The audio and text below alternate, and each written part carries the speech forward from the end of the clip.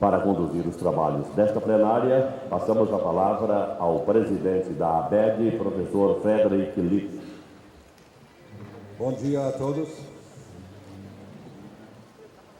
Esse plenário tem como título Avaliação da aprendizagem e o controle da qualidade dos profissionais formados em educação à distância. O primeiro conferencista será o professor Carlos Aníbal Corres Granda, economista por profissão, formado pela Universidade Técnica Particular de Loja, mestrado em Educação e Aprendizagem Aberta e à Distância da Universidade Nacional em Educação à Distância, UNED, Espanha. Mestre em Gestão e Avaliação de Qualidade das Instituições Educacionais da Universidade Sevilha, Espanha, e atualmente ele cursa doutorado em Estatística e Investigação Operacional da Universidade de Sevilha, Espanha. Em fase de investigação, essa pesquisa que ele faz.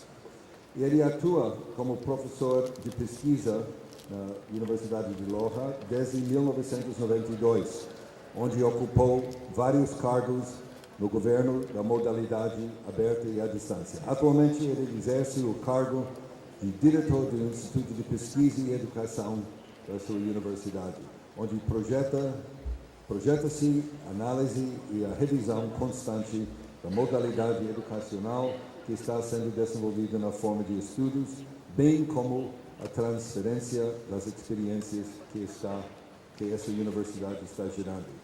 O título da ponência dele é exatamente a avaliação e aprendizagem e controle de qualidade dos alunos formados em educação à distância. Professor Carlos, por favor.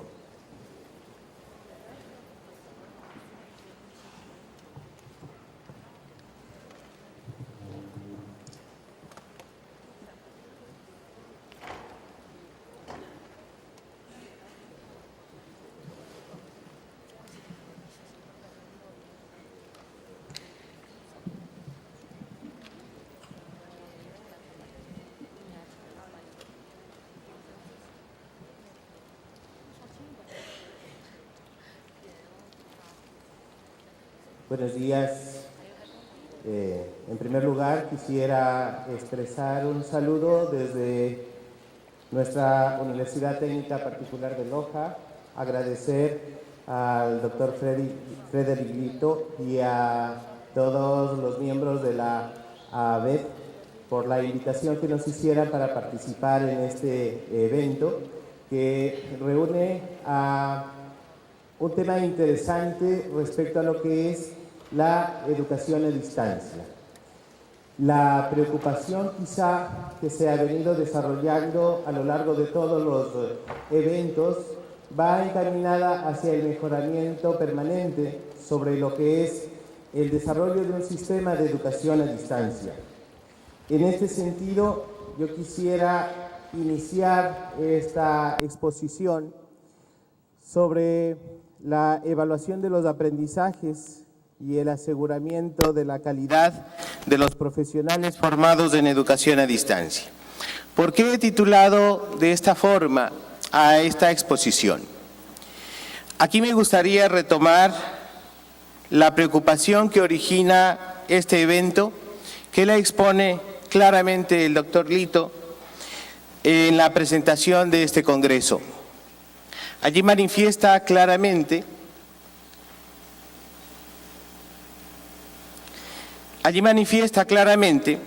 que si bien las tecnologías y el vertiginoso avance de la sociedad en general han conllevado que el sistema de educación a distancia haya experimentado un rápido crecimiento, y lo digo no solo en el caso de Brasil, sino en realidad a lo largo de todos los países de América Latina y del mundo. Es el mismo caso del Ecuador.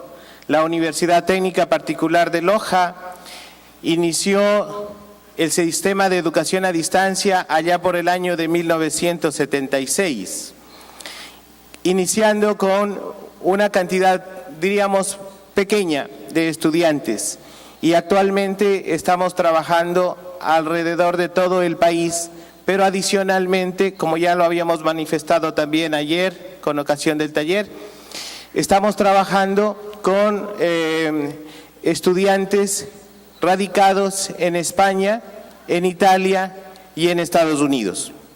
Eso implica de que las fronteras geográficas no son ni siquiera una limitante como para poder iniciar un estudio de profesionalización.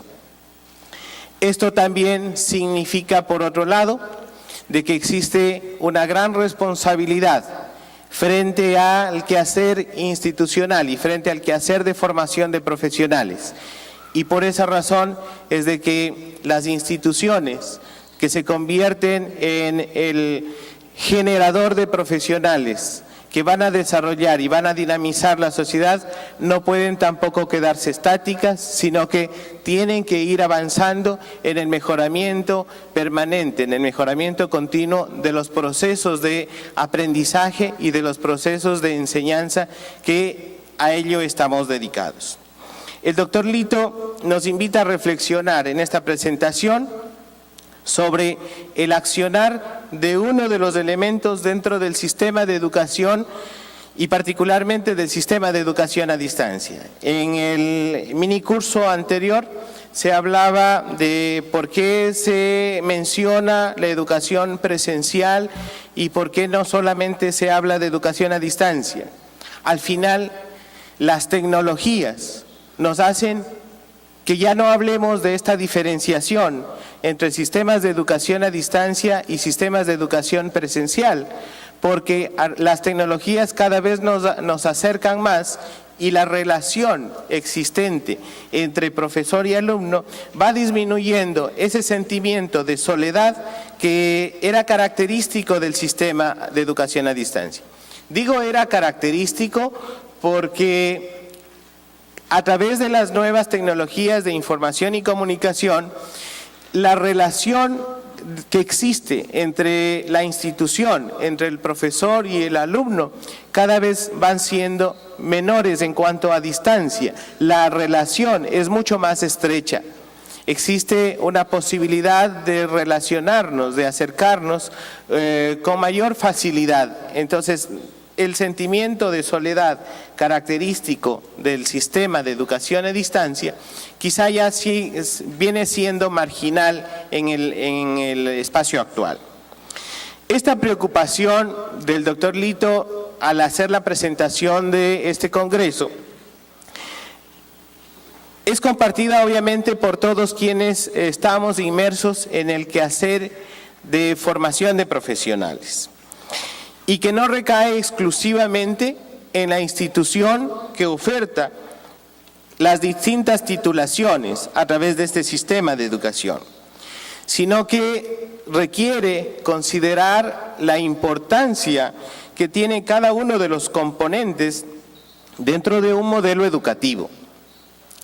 Y uno de esos componentes claves dentro del proceso de educación, dentro del sistema de educación a distancia, viene siendo quienes somos parte de la responsabilidad de formar profesionales, es decir, los profesores o los docentes universitarios, porque somos quienes finalmente vamos a influir directamente en el desarrollo profesional y, como decíamos también ayer en el taller, en el desarrollo de las competencias que el profesional requiere mantener en el campo laboral. Y por esa razón quisiera trabajar un tema que pues ya ha venido siendo trabajado por mucho tiempo y por varios autores. Cuando estudiaba la maestría de gestión de calidad, de gestión de instituciones de educación superior, hablábamos de un tema que se refiere precisamente a la gestación de la calidad. Y entonces, buscando un poco la reflexión, bueno, ¿y qué entendemos por calidad? ¿Qué significa hablar de calidad? En muchos aspectos, en muchos ámbitos, se habla de llevar a la calidad. Y entonces se me ha quedado una expresión de doña María Teresa Lepeley. Ella nos dice de que la calidad es un camino. Realmente no es un destino a donde vamos a llegar, sino es un camino que tenemos que seguir. También ella nos dice que la calidad es libertad y responsabilidad, no es control o regulación. ¿Qué significa, por lo tanto, este pensamiento que lo comparto plenamente? Considero que hablar de calidad no es fijarse un punto de llegada y terminar allí, sino que la calidad se va gestando a lo largo del caminar. ¿Y el caminar de quiénes? De todos los que hacemos, o todos los que estamos siendo parte de un sistema de educación. Por eso es que también quizá conviene hablar sobre lo que es la calidad y especialmente la calidad en educación. Hablar de la calidad no es precisamente el centro de esta exposición, sin embargo, nos va a permitir llegar hacia lo que queremos hablar sobre la evaluación de los aprendizajes. Sobre calidad, como decíamos, efectivamente se ha hablado bastante y se han enriquecido las definiciones originales en los diferentes ámbitos de aplicación. Para nuestro caso, cuando hablamos de educación, significa que la concebimos como el hecho de hacer las cosas bien desde el primer momento. ¿Y por qué recalco en esta frase, hacer las cosas bien desde el primer momento? Porque la responsabilidad que tiene el docente justamente empieza por la planificación de las actividades. La calidad empieza por planificar adecuadamente las ofertas y las titulaciones. Recordemos que para el caso de la educación superior se constituye entonces en una responsabilidad ofrecer profesionales a la sociedad. Estos son los profesionales que luego van a cambiar la sociedad, que van a tener la responsabilidad de mejorar el mundo. Y entonces, como docentes, como profesores universitarios, nosotros tenemos esa gran responsabilidad en el sentido de decir, yo estoy formando una persona que en el futuro va a mejorar la sociedad actual, que va a repercutir o que va a incidir positivamente, que debería incidir positivamente en el mejoramiento de la situación actual. La sociedad es dinámica y como es ser dinámica, entonces tenemos que irla cambiando. Cada acción que como profesores universitarios, como formadores de profesionales, vayamos a desarrollar, van a tener su repercusión en el futuro. Entonces, quizá en los eventos muchas veces se ha hablado de temas generales, pero sí es necesario actuar, sí es necesario pensar o hacer un llamado a qué estamos nosotros haciendo como profesores universitarios. Y entonces, cuando hablamos de la calidad, la preocupación esta debe ser por cada vez ser más y ser mejores. La Universidad Técnica Particular de Loja tiene como un lema para nuestros estudiantes, decide ser más. En el sistema de educación a distancia, el decide ser más significa no quedarse con lo que le dice el profesor, sino a través de la construcción del conocimiento propio, poder ser mejor que el profesor. El estudiante o el profesional tiene que llevar ese mensaje permanente de cada vez querer ser mejores, cada vez ser más. Y por eso es que la formación de los profesionales para nosotros no queda en la definición de un título de tercero o de cuarto nivel, sino incidir positivamente en el desarrollo de la sociedad, en el lugar en donde se desenvuelve con sus actividades diarias. Pero esta calidad entonces debe tener como un eje central y es el ser humano. Pensar en calidad no significa solamente que las instituciones empiecen a trabajar y empiecen a desarrollar actividades, pero sin tener en cuenta a quién se dirige y quién la desarrolla. Por eso es que decimos, la calidad debe tener como eje fundamental de desarrollo al ser humano. Y entonces la calidad se encuentra determinada, ¿por qué? Por la eficiencia y por la excelencia. ¿Y dónde se identifica esta eficiencia y eficiencia? En 3 niveles, en el nivel microcurricular, en el nivel macrocurricular y en el nivel global.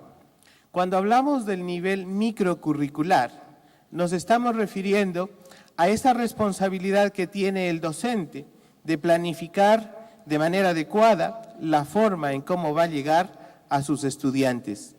Pero también no solo la forma, sino qué contenidos son los que va a trasladar a este profesional en formación. Y no solamente contenidos, si hablamos en un modelo basado en competencias, no solamente nos referimos a contenidos, nos referimos también a despertar las habilidades y las actitudes del profesional en formación. Las 3 partes conjuntamente van a permitir que no solamente lleguemos a la formación de un profesional, sino a la formación del ser humano. El nivel macrocurricular, ¿a quién nos estamos refiriendo? Nos estamos refiriendo a la planificación de las titulaciones. Cuando como instituciones de educación superior vamos a plantear o vamos a ofertar una nueva titulación, no podemos hacerlo por el simple hecho a lo mejor de una moda o por el hecho de estar a la vanguardia de las tecnologías. Debemos hacerlo en función de lo que realmente necesita la sociedad y la sociedad del futuro que nosotros como instituciones estamos proyectando. Y entonces ahí viene la planificación macrocurricular, en el sentido de definir claramente cuál es el perfil profesional de los estudiantes que nosotros vamos a entregar luego como instituciones a la sociedad. ¿Qué es lo que estamos presentando a esta sociedad dentro de nuestro espacio de responsabilidad social? Como instituciones de educación superior, necesitamos tener claramente definido un espacio prospectivo de la sociedad en la que nos estamos desarrollando, pero también en qué otros espacios nuestra institución podría trabajar y podría aplicar sus actividades. Y por ello es que es necesario también hablar del nivel global, porque los límites geográficos no son límites para el conocimiento, ni son límites para las acciones. Entonces, también debemos entrar en el espacio de la internacionalización, la globalización que se requiere. Ahora mismo estábamos conversando con el doctor Lito respecto a esta inquietud y a esta necesidad de ir haciendo intercambios entre los países e ir haciendo intercambios entre las instituciones. Qué importante sería que nosotros recibamos también a ustedes en el Ecuador, en Loja especialmente, en nuestra universidad, para que ustedes también desde su experiencia, desde su formación, vayamos contribuyendo a este mejoramiento del sistema de educación a distancia y también pongamos en práctica esta internacionalización de conocimiento y no solamente de conocimiento, sino de experiencias y de necesidades. Por eso es que cuando hablamos de estos 3 niveles, ahí es necesario resaltar la presencia, como decía, del profesor en el sistema de educación. Esta responsabilidad, este papel que tiene el profesor universitario, no solamente, como decía, responsable de transmitir conocimientos, sino también como formador de personas y formador de nuevos profesionales. Entonces, el papel del docente no se centra solamente en transmitir conocimientos, sino que también tiene que generar los resultados adecuados en el desarrollo profesional de los graduados. Ahora, ¿cómo asegurar la calidad de la función docente? ¿Cómo asegurar esta calidad que se requiere con lo que desarrolla y con las funciones que desarrolla el docente? Quizá no todos hayamos sido formados para ser docentes. Quizá la mayoría de nosotros hemos tenido una formación inicial en otra rama, en otra actividad, no específicamente para ser docentes, para ser profesores. Pero eso no significa de ninguna manera que por no haber tenido la formación docente, la formación pedagógica, no podamos trabajar en un sistema de educación y sobre todo formar nuevos profesionales. Al contrario, yo allí le veo una ventaja que radica en el hecho de que a través de la experiencia en el campo profesional nosotros podemos transmitir cuáles son las situaciones actuales y futuras a las que el profesional puede realmente enfrentarse, ¿no? Quizá esa es una ventaja más bien que no significa que estoy disminuyendo el nivel de la pedagogía. Yo estoy siendo parte de un instituto de pedagogía, pero estoy diciendo de que no es un campo exclusivo de los pedagogos ni de los profesores, es un campo general. Pérez Márquez, al hablar de la función del docente, nos dice que el papel de los formadores no es tanto enseñar, es decir, explicar y examinar unos conocimientos que tendrán una vigencia limitada y estarán siempre accesibles, como ayudar a los estudiantes a aprender. Miren, lo que nos lleva Pérez Márquez es a reflexionar sobre lo que hacemos. ¿Somos simples transmisores de conocimientos o estamos enseñando a nuestros estudiantes a aprender, a romper los esquemas, a ser constructores de su propio conocimiento? Esto lo podríamos nosotros hacer a través de las herramientas de las tecnologías de información y comunicación.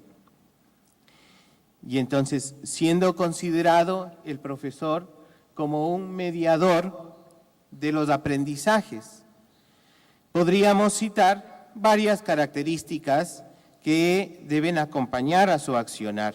Así pues, podríamos decir que, siendo un experto, domina los contenidos y planifica de acuerdo al perfil de salida de los profesionales en las diferentes titulaciones. Establece metas y de acuerdo a las competencias que debe desarrollar y potenciar en sus alumnos, considera las herramientas que permiten lograrlo.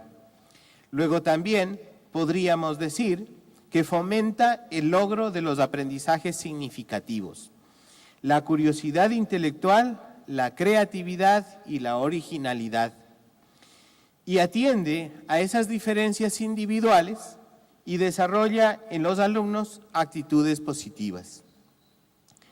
Partiendo de estas características, las principales funciones que vamos a considerar entonces en los docentes o como docentes son, en primer lugar, planificar. Cuando nosotros asumimos la responsabilidad de identificar o de desarrollar un determinado componente educativo o una determinada asignatura, el proceso educativo debe partir por la planificación docente, en donde vamos a considerar las competencias que con cada una de estas asignaturas vamos a desarrollar, tanto el docente como también de manera autónoma el estudiante.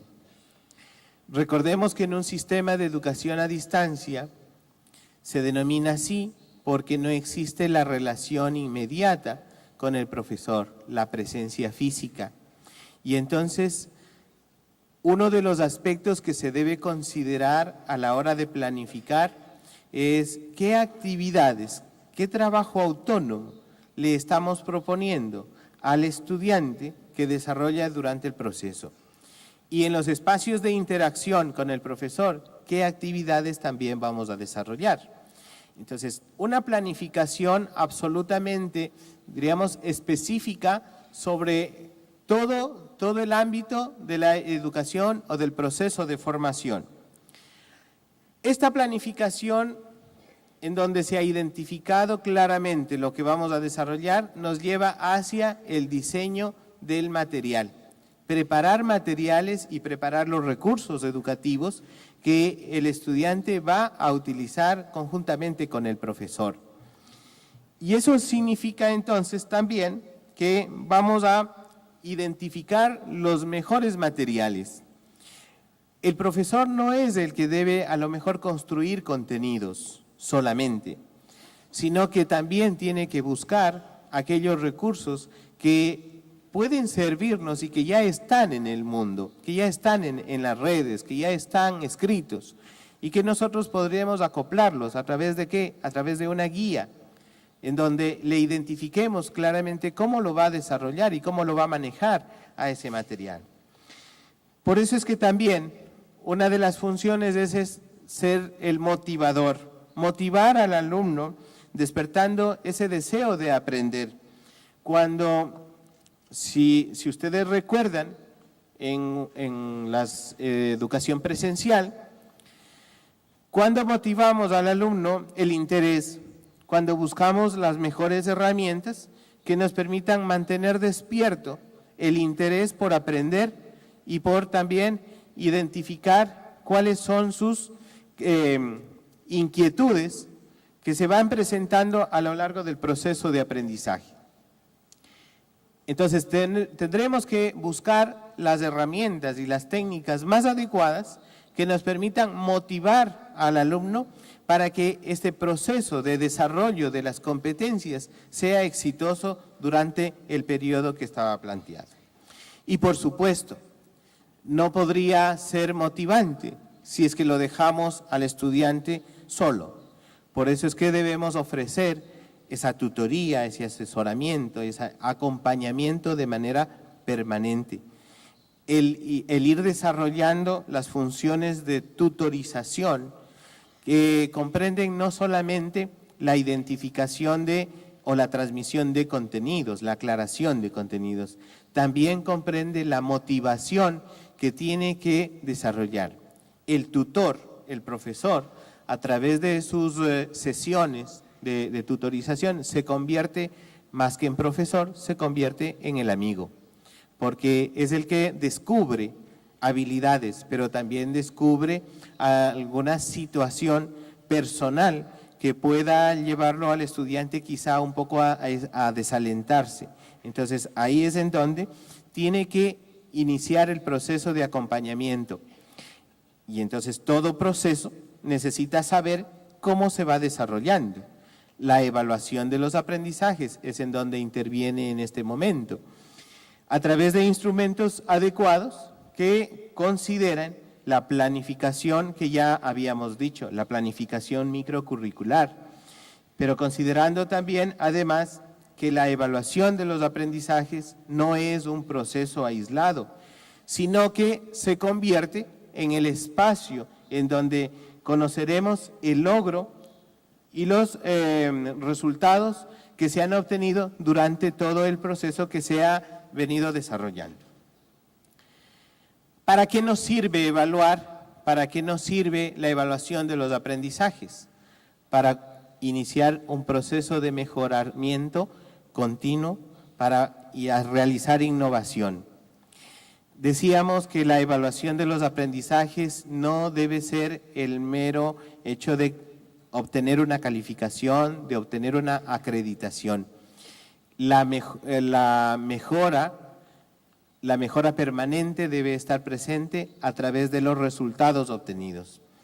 Por eso es que al analizar la función del profesorado universitario, Zabalza nos dice que la pieza fundamental en el desarrollo de la docencia universitaria son los profesores y profesoras que desarrollan su trabajo profesional, relevando de esta manera la función que debe cumplir dentro de la formación de los nuevos profesionales.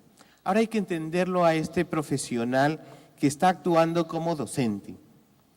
Este profesional no solamente actúa como profesional en el área, también hablemos de las dimensiones que como ser humano, si recordamos, al inicio decíamos, todo proceso de calidad tiene como eje central el ser humano.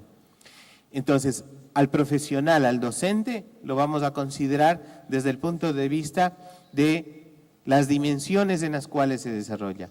Una dimensión profesional, una dimensión laboral y una dimensión personal. Cuando hablamos de la dimensión profesional, nos dice Zabalza que permite acceder a los componentes